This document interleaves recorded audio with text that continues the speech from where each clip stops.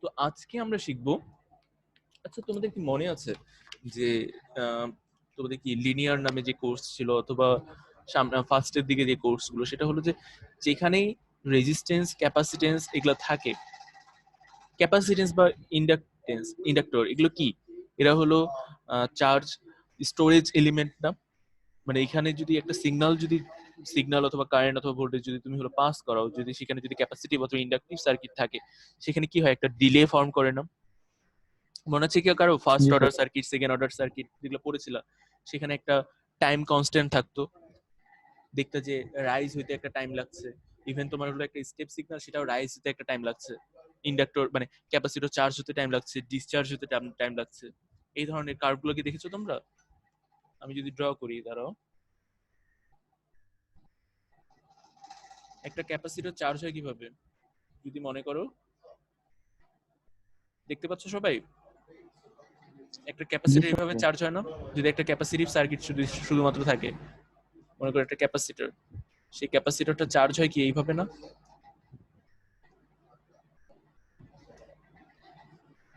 মানে পিক ভোল্টেজে পৌঁছাতে একটা টাইম লাগে না? সরি,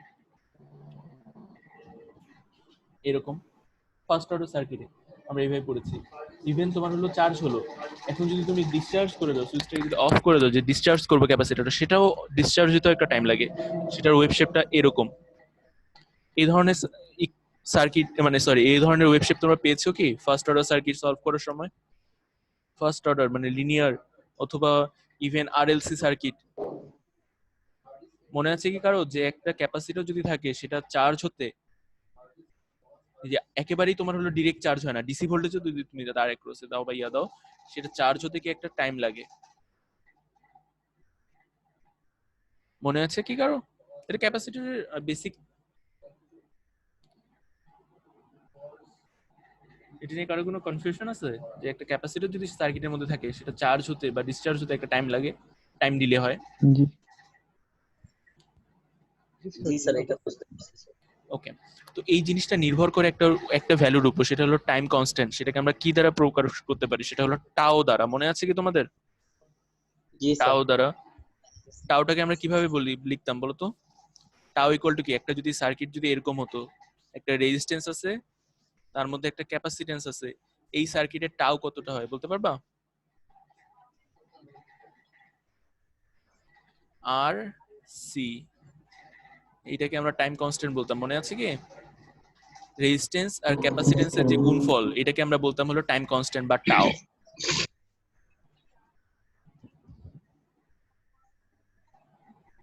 মনে আছে? জি স্যার, মনে পড়ে। জি স্যার, মনে পড়ছে স্যার। হ্যাঁ। এবং এইটাই হলো, এবং ডিলেটা কিরকম ডিলে হয়, যে হলো হ্যাঁ চার্জ হতে, টোটাল চার্জ হতে কতটুকু সময় লাগবে, এটা ডিপেন্ড করে কি এই টাও এর উপর। টাও এর মান বেশি হলে কি হবে? টাও এর মান বেশি হলে ভালো না কম হলে ভালো?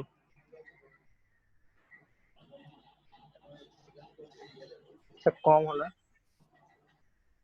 কম হলে ভালো অবশ্যই। বেশি হওয়া মানে ডিলেটাও বেশি হবে। ওকে। টাও এর মান যত কম হবে, তত কি হলো তোমার টাইমটা লাগবে হলো কম। আচ্ছা, এটা তো বুঝে গেল। এখন টাও এর মানটা কম হবে কিভাবে বলো? স্যার ইকুয়েশনটা দেখে বলো।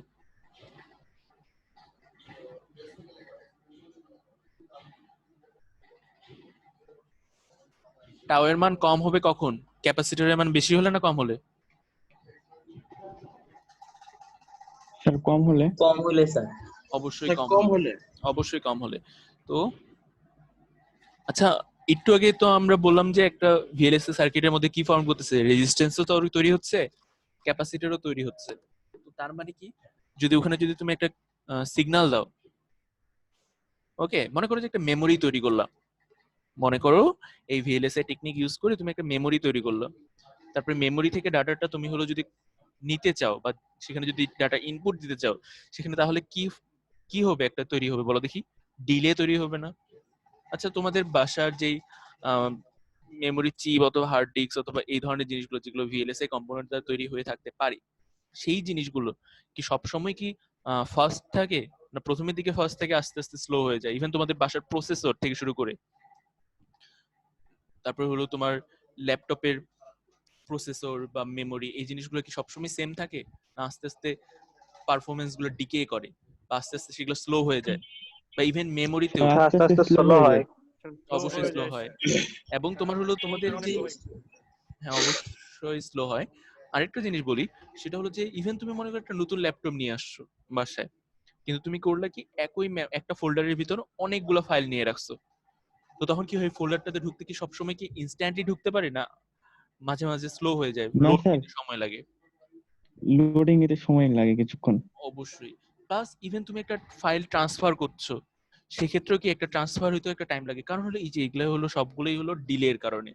কারণ একটা সার্কিটের মধ্যে তুমি একটা ভিএলএসএ সার্কিট, একটা চিপ ডিজাইন করে ফেলেছো, একটা সিপিইউ ডিজাইন করে ফেলেছো, একটা এএলইউ ডিজাইন করে ফেলেছো, একটা রেজিস্টার ডিজাইন করে ফেলেছো, কিন্তু কি হবে এই যে ওখানে রেজিস্ট্যান্স তৈরি হয়ে যাবে এবং ক্যাপাসিটেন্স তৈরি হয়ে যাবে, এবং সেই দুটার কারণে কি হবে, ডিলে হবে, ডিলে ফর্ম করবেই, এটা মাস্ট। ওকে, তো আমরা আজকে আলোচনাটা যেটা করব সেটা হলো ডিলে নিয়ে। তো এই দুইটা আজকে যে আলোচনাটা করব সেটা খুবই সিম্পল জিনিস, কিন্তু এইটার যে বেসিক দুইটা এলিমেন্ট রেজিস্ট্যান্স এবং ক্যাপাসিটেন্স, সেগুলো কি আমরা জানি অলরেডি, ওগুলো বের করতে হয় কিভাবে, সেগুলো আমরা এর আগের দুইটা যে লেকচার আছে সেই দুইটাতে শিখেছি, যে রেজিস্ট্যান্স কিভাবে বের করব, ক্যাপাসিটেন্স কিভাবে বের করব, এবং ওই দুইটা যদি গুণ করে দাও তাহলেই তোমার হলো আজকের ডিলে নিয়ে তোমাদের মানে চিন্তা করার কোনো বিষয়ই থাকবে না, কারণ ডিলেটা ডিপেন্ড করতেছে কিসের উপর, ডিপেন্ড করতেছে হলো রেজিস্ট্যান্স আর ক্যাপাসিটেন্সের উপর। ওকে, স্যার আমার একটা সমস্যা ছিল স্যার। হ্যাঁ আচ্ছা বলো। স্যার ওই অ্যাসাইনমেন্ট নিয়ে স্যার একটা সমস্যা ছিল, সেটা কি স্যার ক্লাসের শেষে বলবো? না এখনই বলে ফেলো, এখনো শুরু করিনি যেহেতু, তো বলো। আচ্ছা দাঁড়াও আমি স্যার ওই যে ওই হ্যাঁ বলো, সমস্যা নেই। স্যার ওই write down all the lambda based design rules given in your lecture, also draw layout mentioning each lambda rule. Sir এইটা স্যার আমি ঠিক বুঝতেছি না স্যার, মানে কতটুকুন লিখবো বা আচ্ছা কতটুকু। কতটুকু লিখবো, আমিও একজনের দেখলাম সে অনেক ভালো করে লিখেছে, কিন্তু সেখানে একটা সমস্যা কি ছিল জানো, ও যেটা লিখেছে লাস্ট যে ফার্স্ট যে জমা দিয়েছে তারটাও হয়েছে, অবশ্যই সেগুলো লাগবে, যেমন হলো একটা এন ডিফিউশনের উইথ কতটুকু হতে হবে, N diffusion to N diffusion distance কতটুকু হতে হবে, পলিসিলিকন টু পলিসিলিকনের ডিসটেন্স কতটুকু হতে হবে, মেটাল টু মেটালের ওই জিনিসটাও বর্ণনা করতে হবে। সাথে যেহেতু এটা 10 মার্কের কোশ্চেন, আমি চেয়েছিলাম যে এখানে তোমরা ওই যে কন্ট্যাক্ট কাটের যে নিয়মগুলো সেটাও লিখো হালকা করে, মানে তোমাদের মতো করে, পুরোটা লিখতে হবে না, কিন্তু যে ডিজাইন ড্র গুলো নিজের মতো করে লিখো আর কি। ওকে, তো ওই রুলগুলো তো অবশ্যই থাকবে, স্কেচ করে ড্র করবা, সাথে কন্ট্যাক্ট কাটের যে রুলগুলো তিনটা দেওয়া ছিল সেইগুলো অ্যাড করে দিলে ভালো হয়, কারণ আমি চেয়েছিলাম যে হ্যাঁ সব রুলগুলো তোমরা তাহলে বুঝে যাবে, এই কোশ্চেনটা অ্যান্সার করতে গেলেই সেটা বুঝে যাবে। তো হাইয়েস্ট ও মনে হয় 7-8 পেজ লিখেছে পুরো অ্যাসাইনমেন্টটা বেশি বড় ছিল না, আর এক পেজ অ্যাড করলেই তোমার হলো এটা মানে কারেক্ট অ্যান্সারের মতো হয়ে যাবে। তো সবাই ওগুলো অ্যাড করে দিও, কন্ট্যাক্ট কার্ডের মনে হয় এক পেজের মতো হবে হার্ডলি, আর বাদ বাকি ওই সামনের যে ফার্স্ট পেজে যেগুলো ছিল আর কি স্কেচ করে ড্র করা সেগুলো। জি স্যার। ওকে ওকে, যাই হোক, তো আজকে আমরা শিখবো হলো ডিলে নিয়ে। ওকে, তো ডিলের ইউনিটটা কি, যে টাও দিয়ে, টাও বলতে বোঝা হলো টাইম কনস্ট্যান্ট। টাইম কনস্ট্যান্টটাকে কি বলছি আমরা, রেজিস্ট্যান্স আর হলো ক্যাপাসিটেন্স। কিন্তু এটার ক্ষেত্রে যেহেতু আমরা রেজিস্ট্যান্সকে কিভাবে ইয়া করি, সেটা হলো শীট রেজিস্ট্যান্স হিসাবে আরএস, আর ক্যাপাসিটেন্সটাকে কি, এরিয়া ক্যাপাসিটেন্স। ওকে, মানে সামনে একটা স্কোয়ার তারপরে সিজি, এরিয়া ক্যাপাসিটেন্স এভাবে বলি, আমরা কিন্তু এর আগের দিন পড়ে এসেছি। তো যেহেতু আমরা ভিএলএসআই টেকনিকে রেজিস্ট্যান্সটাকে কি বলি, শীট রেজিস্ট্যান্স। শীট রেজিস্ট্যান্স কখন কোনটাকে বলে, যে যেটা এল মানে লেন্থ আর উইথ যেটা সমান, মানে স্কোয়ার, একটা স্কোয়ারের যদি তুমি দেখো তার যে রেজিস্ট্যান্স সেটাকে বলছে হলো শীট রেজিস্ট্যান্স। আর ক্যাপাসিটেন্সটা সেম, একটা স্কোয়ারের যে ক্যাপাসিটেন্সটা ফর্ম হয়, একটা স্কোয়ার এল এবং ডাব্লিউ যেটা সমান, সেটার যে ক্যাপাসিটেন্স সেটাকে আমরা এরিয়া ক্যাপাসিটেন্স বলতেছি, এবং সেটাকে স্কোয়ার একটা সামনে তারপরে সিজি এভাবে রিপ্রেজেন্ট করা হয়। তো শীট রেজিস্ট্যান্স আর এরিয়া ক্যাপাসিটেন্স এই দুটার যে গুণফল, যে ভ্যালুগুলো এর আগে বের করেছি সেই দুটার যে গুণফল, সেটাকে কি বলছে, টাইম কনস্ট্যান্ট। আর এই টাইম কনস্ট্যান্টটাই কি, যে ডিলে, মানে মিনিমাম এই টাইমটা লাগবে কি তোমার হলো সিগন্যালটা একখান থেকে আরেকখানে ফ্লো হতে। ওকে, এখন তোমাদের আরেকটা আছে, এই যে দেখো এখানে দেখো তোমার যদি 5 মাইক্রোমিটার টেকনোলজি হয়, সেখানে আমরা মনে আছে কি তোমাদের যে রেজিস্ট্যান্স আমরা 10 টু দি পাওয়ার 4 বলেছিলাম এবং বের করেছিলাম, এটা হলো তোমার হলো ইয়ার ক্ষেত্রে এন ডিফিউশনের ক্ষেত্রে, যে এন ডিফিউশনের রেজিস্ট্যান্স হলো, সেই রেজিস্ট্যান্স হলো 10 টু দি পাওয়ার 4 যদি জেট এর মান হয় হলো 1। মানে জেট বলতে কি বোঝায়, এল ডিভাইডেড বাই ডাব্লিউ, এটাই তো করেছিলাম জেড। মনে আছে কি তোমাদের? যদি জি না স্যার। থাকে আমি আর একটু বলি, যে একটা মনে করো যে শীট, এটাকে আমরা কি করেছিলাম, স্কোয়ারে ভাগ করেছিলাম না? মনে করি যে এটা হলো 2x8, তখন আমরা কি করতাম, 8 কে 2 দ্বারা ভাগ দেওয়া মানে 4, অথবা আমরা এটাকেও 4 ভাগে ভাগ করতে পারতাম না, 4টা স্কোয়ার হয়ে যেত না? জি সেম স্যার। জিনিস আর কি, এটাকে বলছিলাম আমরা জেড, এবং এটাকে আমরা গুণ করতাম কি দিয়ে, 10 to the power 4। Sir 4 into 10 to the power 4। হ্যাঁ, কিন্তু এখানে কি, এখানে দেয়া আছে ওটা ওটা ছিল হলো যখন 2x8 হতো, আর যখন 2x2 একটা মাত্র শীট থাকতো, মনে করো এরকম, সেটাতে জেড কত, সেটা জেড এর মান হলো 1, এবং সেই ক্ষেত্রে এখানে আমরা করতাম হলো যে 1 ইন্টু 10 টু দি পাওয়ার 4। এটা আমরা এর আগের দিন করে এসেছি, আর এটা পরে দেখবো যে কখন অন্য ভ্যালু হবে, তখন কিরকম হবে সেটা আমরা পরে দেখছি। আরেকটা হলো হলো ক্যাপাসিটেন্স, সেটার মধ্যে ক্যাপাসিটেন্স ফর্ম করে হলো 0.01 পিকোসেকেন্ড। এই দুটো যদি গুণ করি, তাহলে এই যে দেখো টাইম কনস্ট্যান্টটা পেয়ে যাবে। টাইম কনস্ট্যান্টের ভ্যালু কত, 0.1 ন্যানো সেকেন্ড। অনেক কম সময়, কিন্তু এটাও আমাদের কনসিডার করতে হবে। কিন্তু যদি 2 মাইক্রোমিটার টেকনোলজি হতো, তাহলে 0.064 ন্যানো সেকেন্ড। যদি 1 মাইক্রোমিটার টেকনোলজি হতো, তাহলে কি আরো কম। তার মানে ল্যামডার মান বা ইয়ার মান, টেকনোলজিটা যদি হলো যত ছোট টেকনোলজি, মানে ছোট ভ্যালুর টেকনোলজি হবে, মানে 5 মাইক্রোমিটার তো বড়, তার থেকে কম হলো 1.2 মাইক্রোমিটার। তো যত আমরা পড়েছি কিন্তু ল্যামডা রুলে, যে ল্যামডার মান আমরা যে কোনো কিছু অ্যাসাইন করতে পারবো। তো যদি 5 মাইক্রোমিটার করি, তাহলে টাইম হবে হলো, টাইম ডিলে হবে হলো 0.1 ন্যানো সেকেন্ড। আর যদি সেটা 1.2 মাইক্রোমিটার টেকনোলজি করি, তাহলে সেটা কমে যাবে কত, 0.045 বা 46 বা 0.05, প্রায় অর্ধেকে নেমে আসবে। বুঝাতে পারলাম? তো তোমাদের অত মানে হয়তো একটু কঠিন লাগছে, কারণ হলো তোমরা রেজিস্ট্যান্স এবং ক্যাপাসিট্যান্স অনেক আগেই বের করে শিখে এসেছো, সে কারণে। তবে ওটা বাদ দাও, তোমরা যখন রিভিউ করবে তখন এখানে রেজিস্ট্যান্স কিভাবে এটা লিখলাম আর ক্যাপাসিট্যান্স কেন এটা লিখলাম, এটা তোমরা বুঝতে পারবা। তবে এখানে এটুকু মনে রাখো যে টাইম ডিলেটা, এটা ডিপেন্ড করতেছে কি রেজিস্ট্যান্সের ভ্যালু আর ক্যাপাসিট্যান্সের ভ্যালুর উপর, এবং সেই দুটার গুণফলটাকে আমরা বলতেছি কি টাইম ডিলে, ওকে, বা টাইম কনস্ট্যান্ট এই ক্ষেত্রে। তো আরেকটা জিনিস আছে এখানে, আরেকটা জিনিসের সাথে ওরা কম্পেয়ার করছে। টাইম দিলে তো আমরা পড়েছি, আরেকটা জিনিস আমরা পড়েছিলাম কখনো না কখনো ডিজিটাল ইলেকট্রনিক্স যখন পড়েছিলাম, ট্রানজিট টাইম। এটা কি কারো মনে আছে ট্রানজিট টাইম কি? টাইম দিলে আলাদা জিনিস, বই তো বলেছি টাইম দিলে হয় হলো, না স্যার, জানা নাই। হ্যাঁ স্যার জানা নাই, জানা নাই এটা। ওকে ওটা আমি বলছি পরে। তো এখানে একটা দেখো যে যদি খুবই কোর্স ডিজাইন হয়, কোর্সড কেসে তোমার হলো ডিলে কত সেকেন্ড পর্যন্ত হতে পারে, 0.2 ন্যানো সেকেন্ড থেকে 0.3 ন্যানো সেকেন্ড পর্যন্ত, ওকে। টাইম কনস্ট্যান্টটা 0.2 থেকে 0.3 ন্যানো সেকেন্ড পর্যন্ত হতে পারে, ওকে।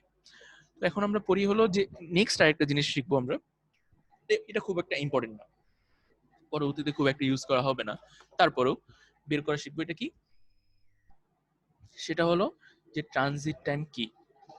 ওকে, ট্রানজিট টাইম হলো যখন একটা সিগন্যাল, মনে করো যে একটা একটা সার্কিট, মনে করো এখানে মনে করো সার্কিট দিলাম, এটা একটা সার্কিট, এর ভিতরে সার্কিট আছে বেশ বেশ কিছু। তো মনে করো আমরা ইনপুট দিচ্ছিলাম, মনে করো ইনপুট আমরা 5 ভোল্ট দিচ্ছিলাম, এটা মনে করো ইনভার্টার সার্কিট। আউটপুট কত, মানে সরি, মনে করি বাইনারি ইনপুট দেই, মনে করি ইনপুট আমরা দিচ্ছিলাম হলো 1, আউটপুট কত পাবো ইনভার্টারে, 0 না? একটা সার্কিটের মধ্যে ইনপুট দিয়েছো 1, এক ইনভার্টার সার্কিটের মধ্যে আউটপুট কি পাবা, 0 পাবা না? স্যার 0। এখন তুমি এটা চেঞ্জ করে 0 ইনপুট দিলা, আউটপুট কত পাবা? স্যার 1।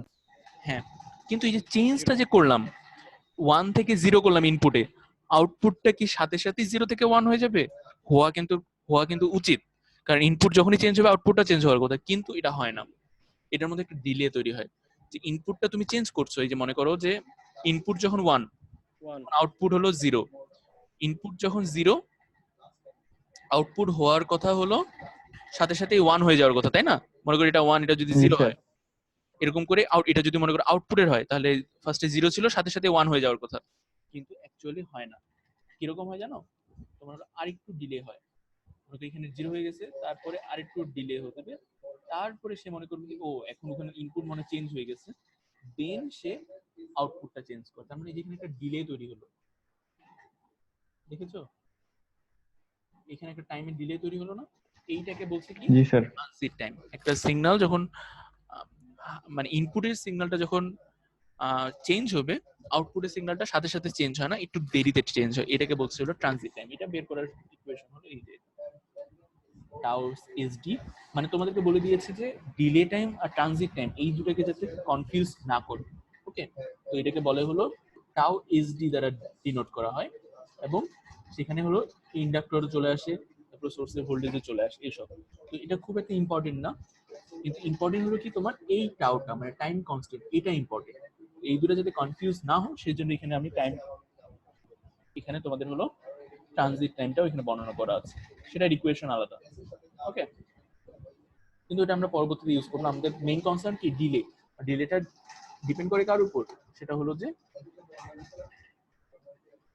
এই ক্যাপাসিটেন্স এবং হলো রেজিস্ট্যান্সের উপর। ওকে, তো এখন আমরা ডিলে মেজার করা শিখি। একটা ইনভার্টার যদি ডিজাইন করি, সেটা ডিলে কতটুকু হবে এটা আমরা এখন বের করি। ওকে,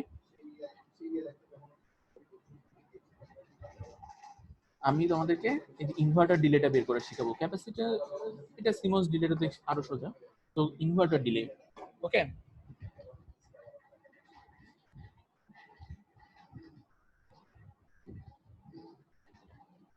তো এখন আমরা বের করব হলো ইনভার্টার ডিলে কিভাবে বের করে। আচ্ছা দেখো,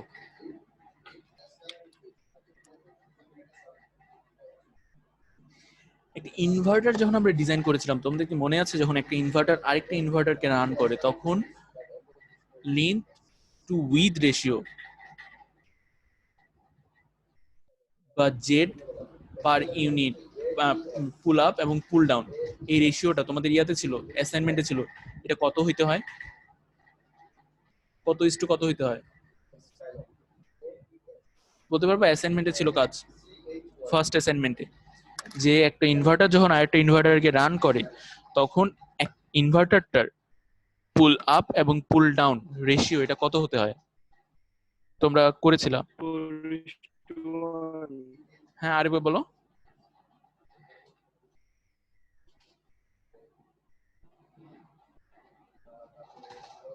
স্যার 4:1 এক্স্যাক্টলি 4:1 হতে হয়। বুঝতে পারলা? তো এখানে তার মানে কয়টা থাকে? একটা, তুমি যদি একটা ডিজাইন করি আমরা, দেখো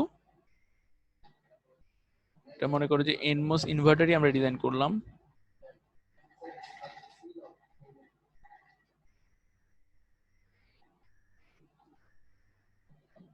তার মানে এটার যদি 4 হয়, এটা হতে হবে কত?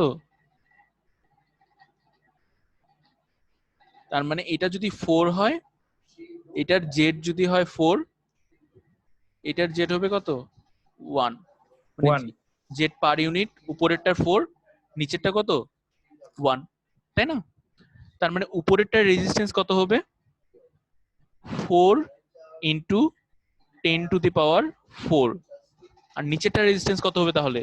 শুধুমাত্র 10⁴ না, কারণ উপরেরটা জেড এর জি মান স্যার। 4, তাই হলো 4 ইন্টু 10⁴। এটাকে আমরা কিভাবে বলতে পারি?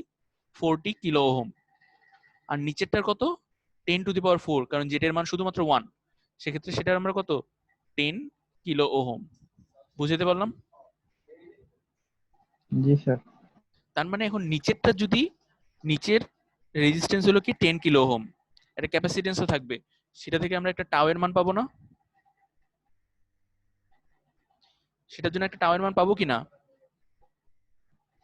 10 কিলো, জি স্যার পাবো। সরি 10 কিলো ওহম আর হলো ক্যাপাসিটর, এই দুটো যদি গুণ করি তাহলে একটা টাও এর মান পাবো। আচ্ছা, পুল আপের তাহলে টাও এর মানটা কত হবে? নিচেরটার কত গুণ হবে? রেজিস্ট্যান্স যেহেতু 4 গুণ, তাহলে টাইম কনস্ট্যান্টটা কত গুণ হবে ক্যাপাসিটেন্স যদি সেম হয়? নিচেরটার রেজিস্ট্যান্স 10 কিলো ওহম, সেটাকে আমরা ধরছি হলো টাও, উপরেরটা হলো 40 কিলো ওহম, তাহলে তার ভ্যালুটা কত হবে, কত গুণ অফ টাও হবে? স্যার 4। হ্যাঁ 4 টাও হবে। নিচেরটা যদি টাও হয় তাহলে উপরেরটা কত হবে 4 টাও, কারণ এই যে রেজিস্ট্যান্সের মান 4 গুণ। তো নিচেরটা যদি আর হয় উপরেরটা হলো 4 আর, নিচেরটা যদি টাও হয় উপরেরটা কত হবে 4 টাও। বুঝতে পারলাম? এটা নিয়ে কারো কোনো জি স্যার। কনফিউশন আছে? না স্যার। এখন এটা গেল। তো এখন বলো তো তাহলে টোটাল ডিলে কত হবে? নিচেরটার জন্য টাও, উপরেরটার জন্য 4 টাও, টোটাল ডিলে কত? স্যার 5 টাও। এক্স্যাক্টলি 5 টাও। তো টোটাল ডিলে থাকলো হলো এই যে দেখো 5 টাও। এখন এটা তো আমরা শিখলাম হলো মুখে মুখে, ওকে। এখন এটার একটা ইকুয়েশন দিয়ে আমরা করতে পারি। সেই ইকুয়েশনটা কি বলছে, এই যে টাইম ডিলে হলো 1 প্লাস জেড পার ইউনিট, না সরি, জেড পুল আপ এবং জেড পুল ডাউনের রেশিও। এর আগে বলছি রেশিও কত ছিল, 4:1, 4/1 বা 4 প্লাস হলো কত 1, তার মানে টাইম ডিলে হলো 5 টাও। এখান থেকে আমরা বের করতে পারি, ওকে। ওভাবেও বের করতে পারি, ওটা তোমাদের বোঝানোর জন্য ছিল। আর এটা কি, সেটা ইকুয়েশন থেকে আমরা ডিরেক্ট বলতে পারি। তো এখন যদি আমরা বলি যে একটা সিমসের তোমার হলো তোমার একটা সার্কিটের পুল আপ এবং পুল ডাউন রেশিও 8:1, তার টাইম ডিলে কত টোটাল, বলতে পারবে কেউ? 8:1 হলে টোটাল টাইম ডিলে কত?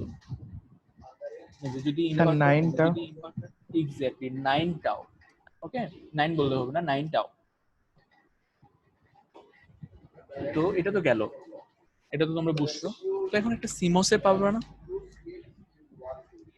এখন এই সিমসটা এখন দেখি এরা কি বলছে, যে রেজিস্ট্যান্স হলো পুল ডাউনের 10 কিলো ওহম, পুল আপের 25 কিলো ওহম, এর ক্যাপাসিটেন্স হলো 2, এটার হলো 2, ওকে।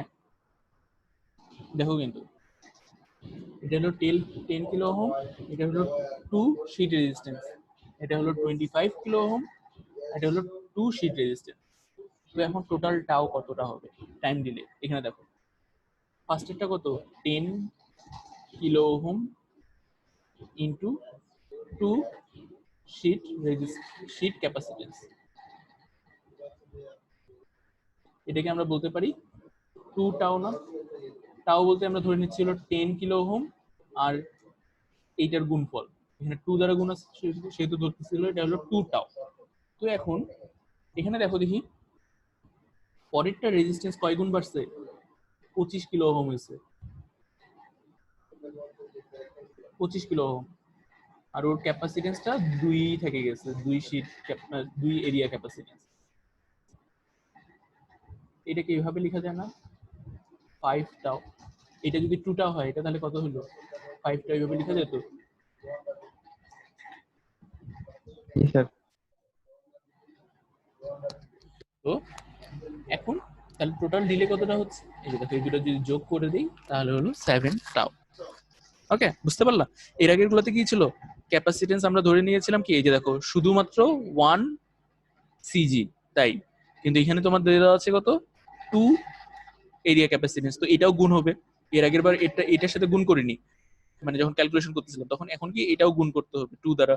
তো ফার্স্ট এটা হলো 2 টাও, আর ওইটা যদি 2 টাও হয় তাহলে এই যে সেকেন্ডের যে পুল আপ সেটা দাঁড়াবে কত হলো 5 টাও, এবং সেই দুটো যোগ করলে 7 টাও, ওকে।